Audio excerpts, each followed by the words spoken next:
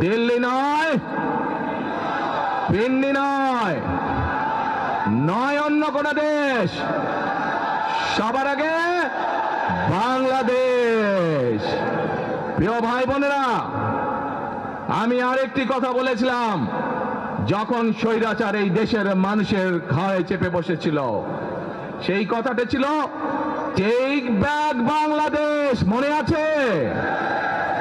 যে আমরা take back বাংলাদেশের অর্ধেক পথে, হাফ পথে এসে দাঁড়িয়েছি, অর্ধেক পথে এসে দাঁড়িয়েছি।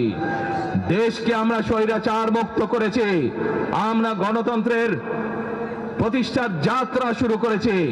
এখনো সেই যাত্রা শুরু হয়নি। 12 তারিখে ধানের শীষকে নির্বাচিত করার মাধ্যমে গণতন্ত্রের সেই যাত্রা শুরু হবে।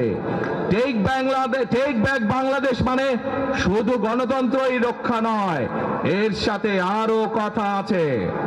ওই যে বললাম খাল খনন, ওই যে বললাম কৃষক ভাইদের পাশে দাঁড়ানো, শুধু এখানেই থেমে থাকলে চলবে না। আমাদের দেশের জনসংখ্যার অর্ধেক হচ্ছে মা বোনেরা, অর্থাৎ নারী সমাজ।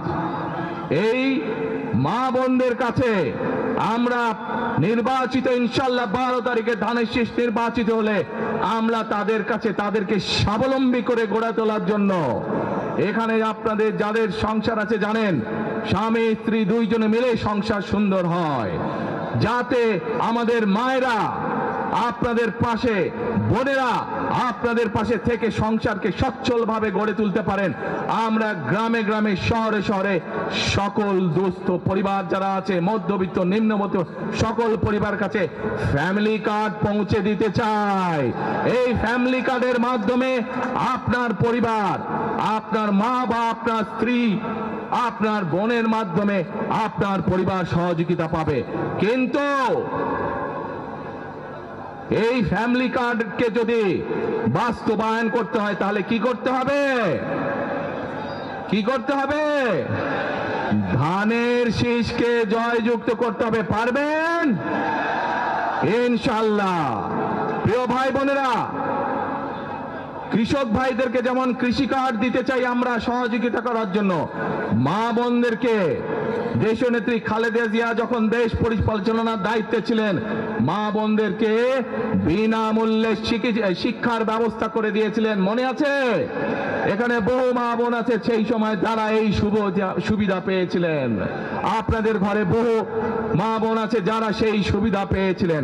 আজ সেই মা বোনদেরকে আমরা ফ্যামিলি কার্ডের মাধ্যমে, খালেদা জিয়ার সরকার শিক্ষার সুযোগ করে দিয়েছিলেন। আপনাদের আগামী দিনের ধানের শীষের সরকার, বিএনপি সরকার, সেই শিক্ষিত মা বোনদেরকে, সেই মা বোনদেরকে, সকল মা বোনদেরকে অর্থনৈতিকভাবে আমরা স্বাবলম্বী করে গড়ে তুলতে চাই। প্রিয় ভাই বোনেরা, আসেন এবার টেক ব্যাক বাংলাদেশের আরেকটি কাজ বাকি আছে। সেই কাজ হচ্ছে আমাদের দেশের লক্ষ লক্ষ যুবক যুবতী, অর্থাৎ তরুণ সমাজের সদস্যরা, যুব সমাজের সদস্যরা, লক্ষ লক্ষ সদস্যরা বেকার হয়ে বসে আছেন, আছে না? এই বেকারদের জন্য আমরা কর্মসংস্থান তৈরি করতে চাই।